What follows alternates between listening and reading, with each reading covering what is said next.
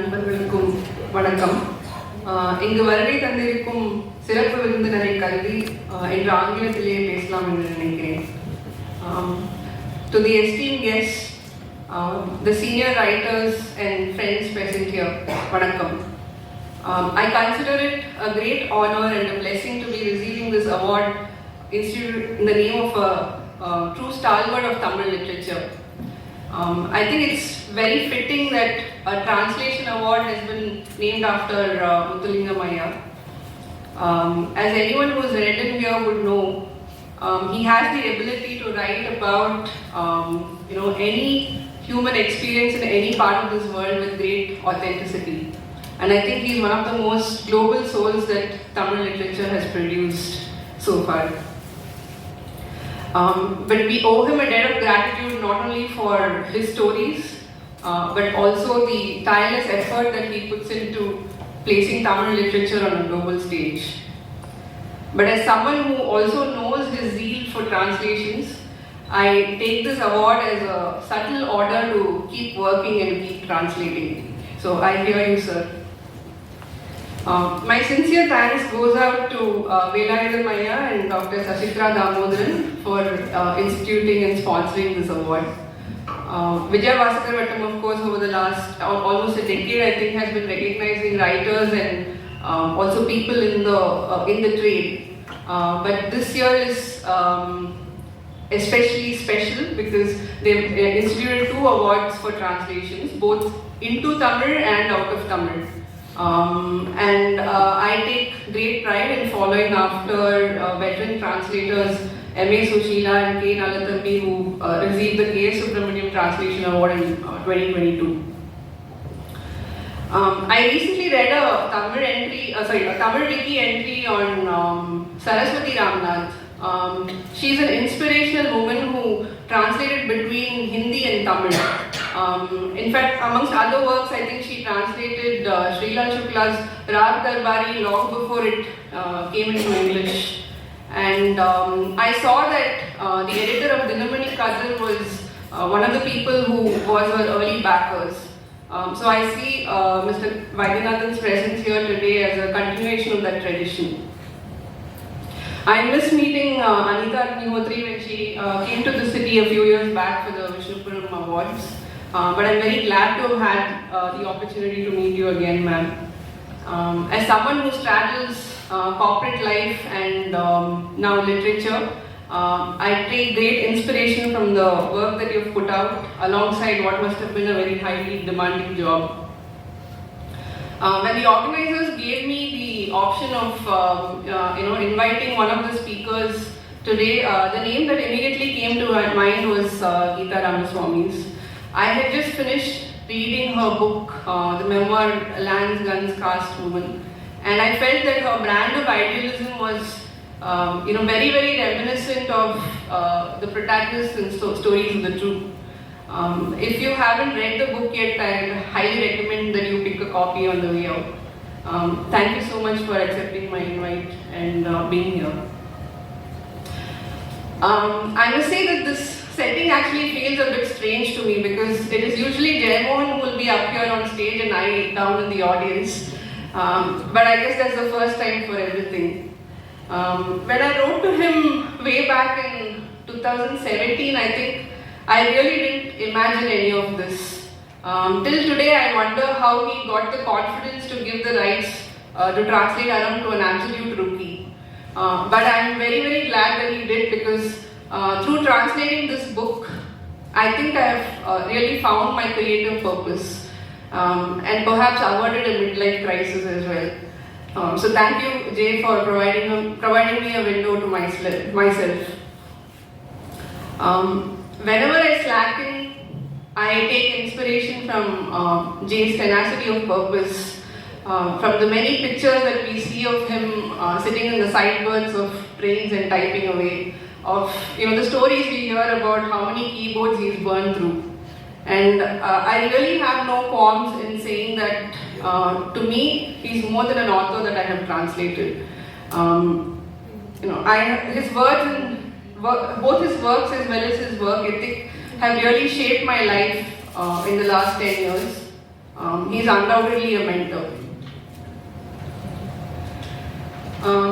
In the days after this event, I was reflecting upon why this book has been received with so much love and excitement.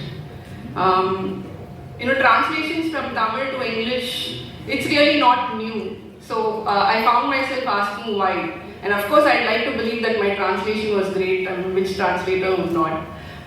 But I think the real reason is the fact that RaJa has been translated into English for the first time and published for the first time in a significant way.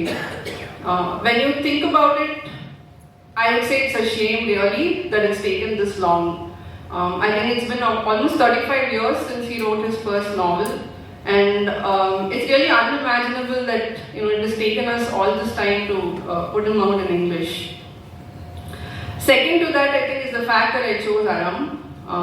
I was a few days back. I was at the book fair in Chennai, and to me it looked like it is still one of the best-selling short story collections in Tamil. It's really a collection that captures the imagination of the Tamil readers. And the response I've seen to this book, it underscores the fact that what we choose to translate is as important as how we choose to translate. And here I must acknowledge Juggernaut Books, my publisher. I think they've really done a fabulous job of launching both the author and the book in English.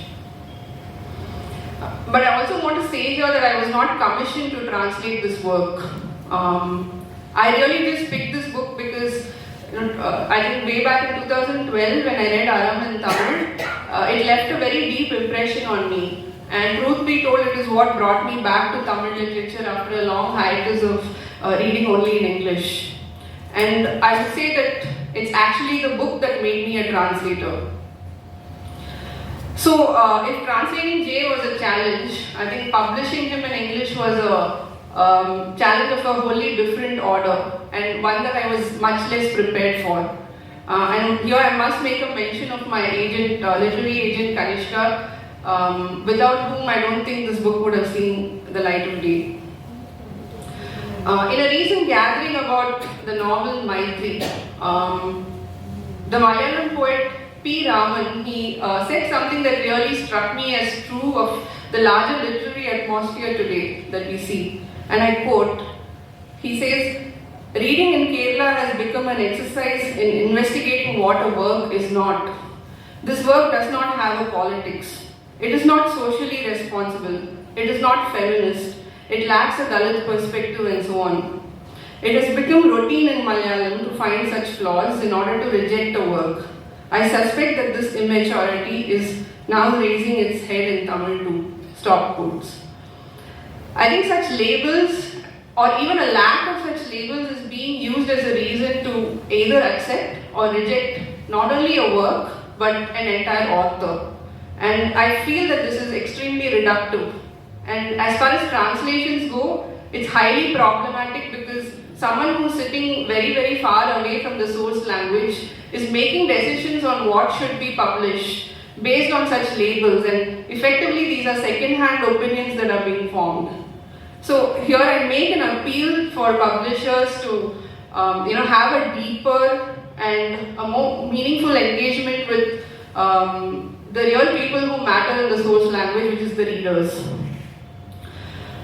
But while I say this, I also realize that these are institutions that are working within the constraints of capitalism, and as someone who's been in private equity, I will not be flippant about it. Therefore, it falls on us who operate in the source language in Tamil in this case, to really advocate for ourselves. We cannot sit back and think that somebody else will come and recognize our works. And I would also say that there's a misplaced notion amongst us that the Anglophone world is not interested in reading translated literature. I don't think that's the case at all. Today there's a growing readership for translated literature across the country. And I feel we can really leverage our tradition of literary criticism to talk about what we believe is good literature. This is where I think also translators play a very important role as curators or literary initiators. It is with this dream that my friend and fellow translator Suchitra and I have started an initiative called Mori. Through Mori, we wish to spotlight not only works that have already been translated, but also writers and works that we feel are worthy of translation. After the book came out, a lot of readers have reached out and talked about how moving the experience of reading this book was. But there's one conversation in particular that really stayed with me. This was a girl who called me all the way from Seattle. She said she was from UP and she had picked up the book on one of her trips here. I just wanted to share a few lines from her letter. She says, "This is one of the best works I have read in a very, very long time. Your stories are deep, visceral and heart-wrenching. I come from North India, and while I grew up in a relatively safer environment, my father faced the poverty of post-independence India. Even after working and earning for 35 years, his anxieties around food never went away. Even after 3 heart attacks, 2 angioplasties and 1 open heart surgery, he still craves a fried bread and rice pudding. I kept on thinking about my father while reading Meal Tally. Perhaps an email will be too short a space to describe how each of your stories have touched a different thread in my existence, and yet how your entire writing feels like a trunk I can rely on for bearing my own life." Stop quote. I felt that day I had the reward for my work. This is a letter that she wrote to J. Andrew. I feel like translation is next only to cricket in our country. Just as spectators, we have an opinion on how a captain must place his field. We think we know better than the batsman how to play that shot, or how to bowl that ball, or take that catch. It's the same with translations. Everybody has an opinion, right from the title to the words that we choose to use. Pretty much everyone has an opinion. I just wish that as translators we were as well paid as cricketers, but sadly I'm sure we'll never see that day. But the reason I say this is, I think translation is more than the sum of these parts. The ultimate test of a translated work is, have I been able to make the reader feel the same experience that I felt while reading this book in the original language? And that's what makes it a creative pursuit. It's not simply transporting the words from language A to language B. And I must also acknowledge here the guidance that I got from my mentor Arunava Sinha, who I see as the Jayamohan of the translation world. He's translated around, I think, more than 80 books between Bengali and English. And through working with him in the South Asia Speaks mentorship program, I really understood what it means. What he means by translating, moving from translating content to translating intent. In a recent interview I recently read this interview of Gregory Rabassa, who's the famous translator of 100 Years of Solitude, Marquez's 100 Years of Solitude. And he says that when his works came out, some of the early critics called it un-English. So when someone comes up to me today and says that the translation feels Tamil, that they can feel the Tamilness of the translation, I take it as a compliment. I don't think translation needs to be in the service of familiarity. For long, we have read works in English, we've read works in translation and understood cultures that are completely alien to us. And I think a good reader in another language will also understand our context. In fact, I think this newness that translation brings to the table is what pushes the boundaries of form and of language. It's why great writers like Pudmai Pittan and Bharati translated into Tamil. It's the antidote that we have today to the homogenization of literature. And I think we're already seeing this in India. We're seeing original writing in English becoming more inventive, and I would argue that it is partly because of translated literature. 4 out of 5 editions of the JCB Awards have been won by translated works. And of course there's the Booker win of Tomb of Sand as well. But I think we still have a very long way to go in the dream of taking, Tamil literature to the global stage. In a recent study that we did for Mori, we found that in the last 10 years, only 15 Tamil translations have been published in the US. And if you talk about literary fiction, this will probably be even less. So we are talking about hardly 1 or 2 books a year. 2 books a year is, probably on the higher side. And I don't think this is going to change unless we come together as a language collective. We need a systematic, sustained, perhaps institutional effort to change this situation. And we can take inspiration from what's happened in, Korean literature or Arabic literature here. We really need to groom translators. We need funding for translations to happen. And also organizations to build bridges between connoisseurs here and maybe editors outside the country. And awards like this, they can be a starting point for something, some such effort. On that note, I would like to thank Mr. Ravi Subramaniam and Austin Sounder for all the effort that they've put into the event today. It will be remiss of me not to mention my friend and colleague Suchitra. She's been a real companion in what could have otherwise been a very lonely journey. And my husband, who's sitting here, Vijay, he's probably half a translator himself from all the reviews that I've made him do of my work. To my parents and my colleagues, thank you for being here and for cheerleading.